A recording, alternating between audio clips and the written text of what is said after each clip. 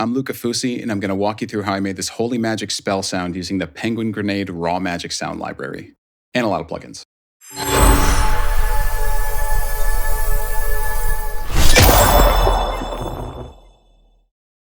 At first, I didn't know what I wanted to make, so I just started listening to things in the library to see what caught my ear. There's a lot of great fundamental stuff in here, obviously. I'm hearing impacts, launches, sparkly stuff, some interesting texture. I had to throw up a sticky note to keep myself on track.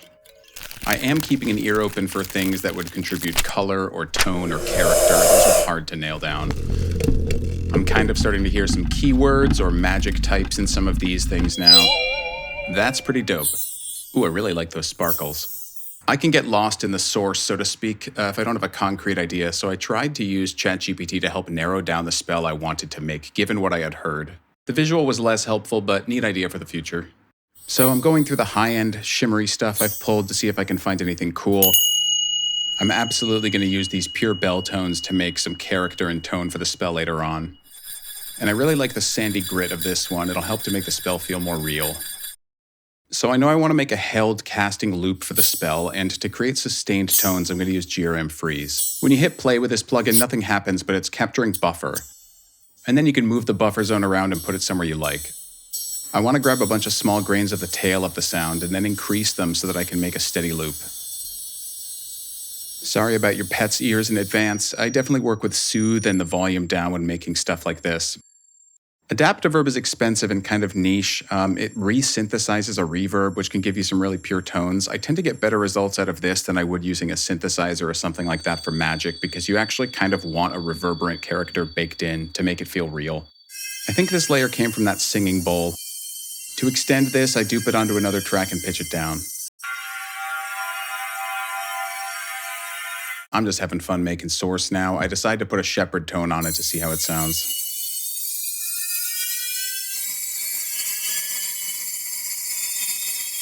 Pitching down some of these very, very pure Adaptiverb tones was my breakthrough moment.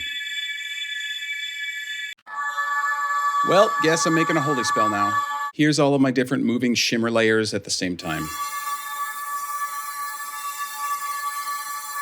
Just a closer look on how I'm blending all of these layers together. I've got a lot of things modulating their amplitude, pitching them, changing their EQs up. They're kind of track spacer to one another, and of course I've got soothe everywhere I can.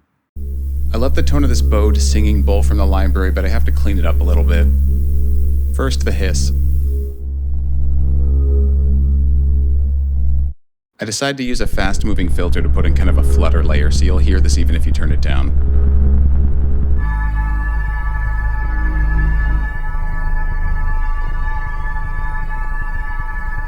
That feels like one of the hardest parts done for me, so let's move on to the cast. Great sound from the library, just want to add harmonics. Kind of a filtered noise layer I made from something earlier to add mystery. Here I'm using a reverb with some resonance to add an otherworldly quality. Gonna pick up the pace here and move on to the impact. This is less about source and more just editing now, but I want to point out the formant filter on this layer here. You might be wondering why everything is sounding so musical, and I'm gonna go over that. These shell drops needed almost no help. Use Voice of Snow to strip it to just the tone and then add some delay.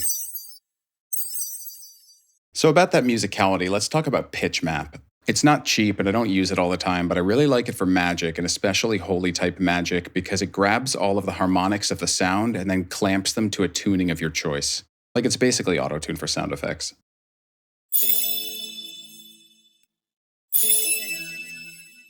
It's pretty cool when it acts on stuff that isn't so explicitly musical like this next sound. Just listen to the tail.